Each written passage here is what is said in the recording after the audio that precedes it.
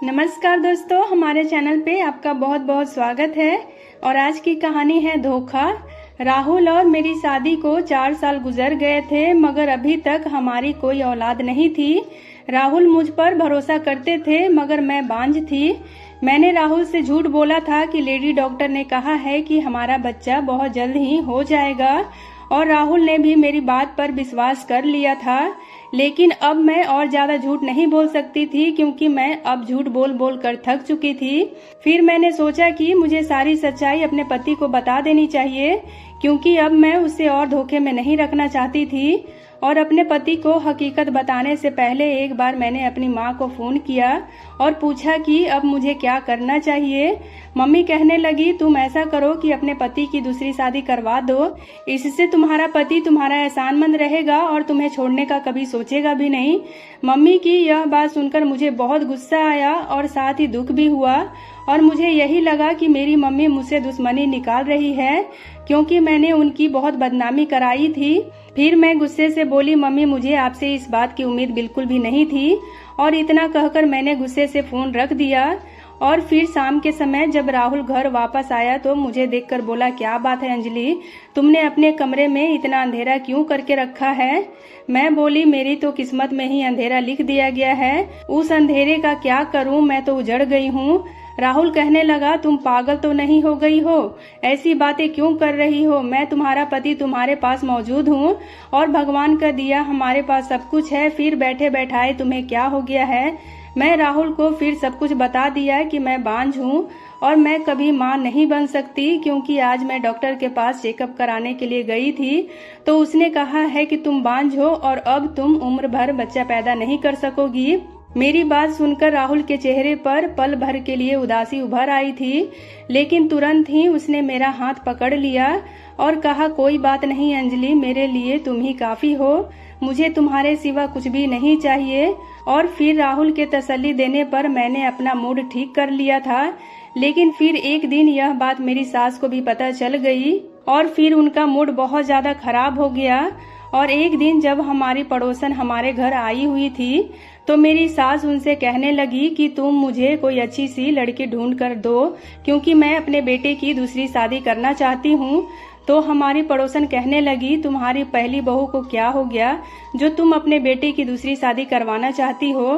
तब मेरी सास बोली, वह बेचारी तो बांझ है, लेकिन हमें तो अपना वंश बढ़ाना है ना, इसलिए मुझे अपने बेटे की दूसरी शादी करनी पड़ेगी।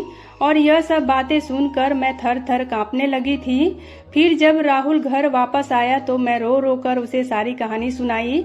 राहुल ने मेरा हाथ पकड़ा और मुझे कमरे से बाहर ले गया और अपनी माँ के पास खड़ा करके बोला, मम्मी अंजलि के अलावा मैं किसी और लड़की के बारे में सोच भी नहीं सकता, और मुझे बच्चों से ज्यादा अपनी पत्नी से मोहब्बत है, इसलिए आज के बाद आप मेरी दूसरी शादी की चर्चा भी मत करना। मेरी सास ने गुस्से से अपना सर झटका और कहने लगी, मैंने तो आज तक ऐसा मर्द नहीं देखा जो अपनी बांझ पत्नी के लिए इस कदर नाज नखड़े उठाता हो। जबकि राहुल की बातें सुनकर मेरा तो हौसला बढ़ गया था और मैं बहुत ज्यादा खुश हो गई थी कि मुझे इतना प्यार करने वाला पति मिला है। मैंने दिल ही दिल में भगवान को धन्यवाद दिया कि राहुल का प्यार मेरे लिए ऐसे ही बनाए रखना। और जब शाम हुई तो मैंने सोचा कि राहुल को चाय बनाकर दे दूं। मैं चाय बनाने किचन में आई तो मेरी सास के कमरे से आवाज आ रही थी और मैं अपना नाम सुनकर चौंक गई थी। फिर मैंने गौर किया तो वह अपनी बेटी से फोन पर कह रही थी कि तुम चिंता मत करो, मैं अंजलि को तलाक दिलवा कर राहुल की दूसरी शादी जरूर करूंगी। तुम ऐसा करो कि उसके लिए कोई अच्छी सी लड़की ढूंढना शुरू कर दो। और यह बातें सुनकर मेरे दिल पर बोझ आ गिरा था। मैं चाय बनाए बगैर ही अपने कमरे में आकर लेट गई थी। मुझे अब अपनी मम्मी का ख्याल आने लगा था, मगर पिछली बार उन्होंने जो मुझे मशवरा दिया था वह मुझे बिल्कुल भी अच्छा नहीं लगा था। वह भी मेरी सास की तरह मेरे पति की दूसरी शादी करवाना चाहती थी। मैंने ना चाहते हुए भी अपनी मम्मी को फोन मिला दिया और मैं रोने लगी। मम्मी बोली, अंजलि बेटा तुम कहाँ गायब हो गई थी?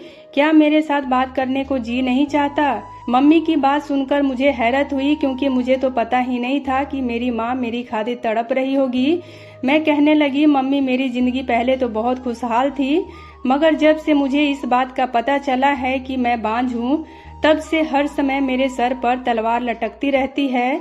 मेरी सास ने पड़ोसन से कहा है कि मेरे बेटे के लिए रिश्ता ढूंढो, तो कभी अपनी बेटी से कहती है कि इस बार मैं अपनी पसंद की बहू लेकर आऊंगी, तुम अपने भाई के लिए रिश्ता ढूंढो। मम्मी, राहुल बहुत ही अच्छा इंसान है और मेरी खातिर अपनी माँ से भी लड़ जाता है, मगर आखिर है तो मर्द ही ना, कब तक मुझे अपने दिल की रानी बनाकर रखेगा।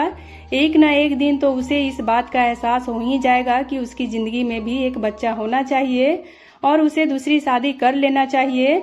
मम्मी कहने लगी, मुझे एहसास है कि इस समय तुम पर क्या बीत रही होगी, इसलिए तो तुम्हें उस दिन इस बात का मैंने बोला था कि तुम राहुल की दूसरी शादी खुद अपने हाथों से करवा दो। वह अपनी करोड़ों की जायदाद यूं ही तो छोड़कर नहीं जाएगा। जाहिर सी बात है उसे वारिस तो चाहिए होगा। आज नहीं तो कल वह भी दूसरी शादी के बारे में जरूर सोचने लगेगा। और अगर तुम्हारे पति ने अपने मर्जी की लड़की से शादी कर ली तो फिर सोचो तुम्हारा क्या होगा। मेरी मानो तो किसी गरीब घर की लड़की से उसकी दूसरी शादी करवा दो। वह तुमसे दब कर रहेगी और तुम्हारी एहसानमंद भी रहेगी और कभी भी तुम्हारी जगह हासिल करने की कोशिश नहीं करेगी और बच्चे पैदा करेगी तो तुम भी बराबर की माँ कहलाने की हकदार होगी। मम्मी की यह बातें सुनकर मुझे लगा था कि वह बिल्कुल ठीक कह रही है। फिर मैं बोली, मम्मी आपकी नज़र में कोई ऐसी लड़की हो तो मुझे जरूर बताना। अब मैंने सोच लिया था कि राहुल की दूसरी शादी करवाए बगैर मेरा इस घर में गुजारा नहीं है। हालांकि यह बात मेरे दिल पर किसी कयामत की तरह गुजर रही थी कि मैं खुद अपने ही हाथों अपने पति की दूसरी शादी करवा रही थी, लेकिन यह मेरी मजबूरी थी और मुझे राहुल पर विश्वास था कि राहुल का प्यार मेरे लिए कभी भी कम नहीं होगा और इसलिए मैं घर वालों से चोरी छुपे राहुल के लिए लड़की ढूंढने लगी। मैं गांव की रहने वाली थी और गांव के चौधरी और सरपंच की इकलौती बेटी थी। मेरे माता पिता और भाई मुझ पर जान छिड़कते थे। मेरी जिंदगी बहुत ही खूबसूरत थी, मगर मुझे सिर्फ एक बात की कमी थी और वह यह थी कि मेरा रिश्ता मेरे माँ बाप ने बचपन में ही तय कर रखा था और जिस लड़के से मेरा रिश्ता तय था उसका नाम किशन था। उसने आज तक स्कूल की शक्ल तक नहीं देखी थी, जबकि मैंने इंटर किया हुआ था और हमारे गांव में लड़की अगर इंटर पास कर ले तो बहुत बड़ी बात मानी जाती है। और फिर किशन बहुत ही अजीब किस्म का इंसान था। शिक्षा तो मेरे भाइयों ने भी हासिल नहीं की थी, मगर वह फिर भी सुलझे हुए थे। बात करने का ढंग उन्हें आता था। मम्मी ने मेरे भाइयों की परवरिश बहुत ही अच्छे तरीके से की थी, लेकिन किशन को तो अच्छे बुरे की तमीज तक नहीं सिखाई गई थी। गांव की हर दूसरी लड़की के साथ उसका चक्कर चलता था। उसकी इन्हीं हरकतों की वजह से मुझे उससे बहुत ही नफरत हो गई थी। किशन की एक बात जो मुझे बहुत ही बुरी लगती थी वह यह थी कि गांव की हर दूसरी लड़की से चक्कर चलाने के बावजूद वह मुझसे मोहब्बत का दावा करता था। मुझे अंजलि की जगह राधा कहकर बुलाया करता था और मुझसे कहता था कि राधा, मैं तुम्हारे बिना मर जाऊंगा। और मैं किशन से कहती थी कि तुम्हारे लिए तो गांव की सारी लड़कियां हैं, तो तुम मेरे पीछे क्यों पड़े हो। तो वह कहता था कि कृष्णा तो सिर्फ राधा के होते हैं, बाकी तो सारी गोपियां हैं। एक बार किशन मेरे लिए गांव के मेले से कांच की चूड़ियां लेकर आया था। किशन के लोफड़ हरकतों से मुझे गुस्सा आता था, इसलिए मैंने उसकी लाई हुई चूड़ियां अपने पैरों के नीचे डालकर तोड़ दी थी। मेरी इस हरकत से मैंने पहली बार किशन की आंखों में आंसू देखे थे और किशन की आंखों में आंसू देखकर मुझे अपनी गलती का एहसास हुआ था। लेकिन किशन इतना गिरा हुआ था कि अगले ही दिन एक लड़की के साथ घूमते मैंने खुद अपनी आंखों से देखा था और फिर मेरे दिल में जो उसके लिए थोड़ी सी हमदर्दी जगी थी वह भी खत्म हो गई थी। मम्मी पापा से बात करती तो वह कहते थे कि कोई बात नहीं, किशन अभी बच्चा है, खुद ही संभल जाएगा। खैर, कुछ साल पहले ही मेरे बड़े भाई ने गांव में अस्पताल बनाने के लिए एप्लीकेशन दी हुई थी। उन्हीं दिनों एक टीम गांव में आई और जमीन वगैरह का परीक्षण कर रही थी और फिर गांव में एक बहुत ही बड़े अस्पताल की बुनियाद डाली गई। वहां जितने लोग भी आए थे सब लोग ही पापा के डेरे में ठहरते थे। कुछ दिन बाद टीम वापस चली गई, मगर एक इंसान ऐसा था जो वापस नहीं गया और उसका नाम था राहुल। उसे गांव की हवा बहुत अच्छी लगी थी, इसलिए उसने पापा से अनुमति लेकर कुछ दिन यहीं रहने का इरादा बना लिया था। और फिर एक दिन जब मैं अपनी सहेलियों के साथ निकली तो मेरी नज़र राहुल पर पड़ी। पहली ही नज़र में मुझे राहुल पसंद आ गया था और राहुल की आंखों की चमक बता रही थी कि मैं भी उसे पसंद आ गई हूँ। और फिर अगली बार मैं राहुल से खुद ही मिलने चली गई थी। वह मुझे देखकर मुस्कुरा दिया और कहने लगा मुझे भी आपका इंतजार था। उसने मुझे अपना मोबाइल नंबर दिया और मैंने अपनी मम्मी के फ़ोन से उसे फ़ोन किया और फिर हम दोनों की मोहब्बत परवान चढ़ने लगी। वह कहने लगा मैं तुम्हें अपनी ज़िंदगी में शामिल करना चाहता हूँ। तब मैंने उसे अपने मंगेतर किशन के बारे में सब कुछ बता दिया। वह मेरी बात सुनकर बहुत हैरान हुआ और कहने लगा वह तो बहुत ही अजीब इंसान है, मैं तो उसके साथ 2 मिनट भी खड़ा रहकर उससे बात नहीं कर सकता, तुम उसके साथ पूरी ज़िंदगी कैसे गुजारोगी। फिर मैंने राहुल से कहा कि तुम अपना रिश्ता लेकर मेरे घर आओ, हो सकता है कि मेरे माता पिता को मुझ पर तरस आ जाए। राहुल ने हामी भरी और वापस से शहर चला गया और फिर पूरे 1 हफ्ते बाद अपनी बहन और माँ के साथ वापस लौटा। उसने मेरे घर आकर मेरा रिश्ता मांगा मगर मेरे पापा ने मना कर दिया। मैं बहुत बेचैन हो गई और मैं हर समय रोती रहती थी और मेरी भाभी और मम्मी मुझे ये सब भुलवाने की कोशिश किया करती थी। और फिर मैंने एक दिन पापा से बात करने का फैसला लिया और मैंने उनसे कह दिया कि मैं किशन से शादी नहीं कर सकती। तो पापा ने मेरे सर पर हाथ रखा और बोला बेटा मैंने किशन की माँ को जुबान दे रखी है और अब वह इस दुनिया में नहीं है। मैं किशन की स्वर्गीय माँ से किया हुआ वादा इस तरह तोड़ नहीं सकता। पापा की बात सुनकर मुझे बहुत दुख हुआ और ये सुनकर मेरी आंखों में आंसू आ गए। और फिर पापा कहने लगे कि कोई बात नहीं, वह समय के साथ साथ ठीक हो जाएगा। औरत अगर अच्छी और वफादार हो तो बद से बदतर लड़का भी ठीक कर लेती है। पापा यह कहकर बाहर निकल गए। फिर मैंने उसी समय राहुल को फ़ोन किया और मैं बुरी तरह से रो रही थी। तो राहुल कहने लगा तुम चिंता मत करो, मैं तुम्हें इस तरह से बर्बाद नहीं होने दूंगा, मैं तुम्हें लेने के लिए आ रहा हूँ। और फिर मैं भी राहुल के साथ शहर भाग आई थी।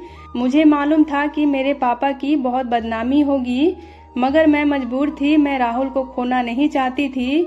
राहुल ने मेरे साथ शादी की और मुझे अपने घर ले गया मगर जब राहुल की माँ को पता चला कि राहुल मुझे घर से भगाकर लाया है तो वह कहने लगी बेटा तुम गांव के चौधरी का मुकाबला नहीं कर सकते, मुझे डर है कि वह तुम्हें कोई नुकसान न पहुंचा दे।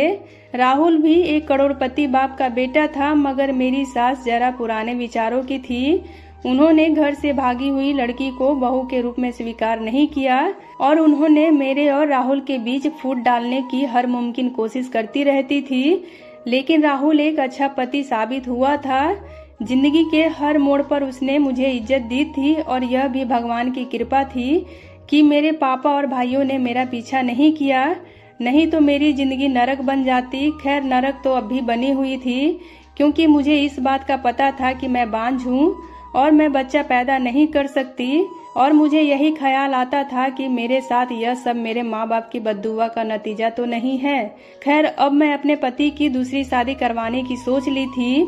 मैं अपनी सास की जिद के आगे अपनी जिंदगी तबाह होने नहीं देना चाहती थी, इसलिए मैंने अपनी सास से चोरी छुपे मोहल्ले की एक औरत को कुछ पैसे देकर अपने साथ मिला लिया था। मैंने उससे कहा कि तुम मुझे किसी मजबूर गरीब लाचार सी लड़की का रिश्ता लाकर दो और इस बात का किसी को पता नहीं चलना चाहिए। उस औरत ने बड़े ही गुप्त रूप से मुझे अपने घर पर बुलाया और उसने मेरे सामने एक लड़की की तस्वीर रखी। मैं तो उस लड़की की खूबसूरती देखकर ही दंग रह गई थी। ऐसा लग रहा था कि वह जैसे चांद का टुकड़ा है।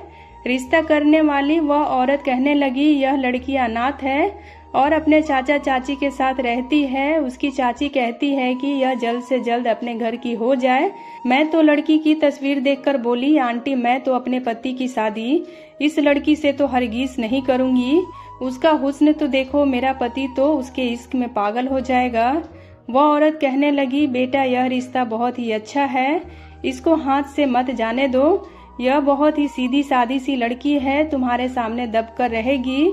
मेरा तो जी नहीं मान रहा था मगर मैंने महिमा नाम की लड़की का रिश्ता स्वीकार कर ही लिया। तो दोस्तों यह कहानी काफी लंबी थी इसलिए मैंने इसे 2 भागों में बांट दिया है। तो इस कहानी को पूरा देखने के लिए हमारे चैनल को सब्सक्राइब जरूर कर लीजिएगा ताकि मैं अगला भाग जब अपलोड करूं तो उसकी नोटिफिकेशन सबसे पहले आपको मिले।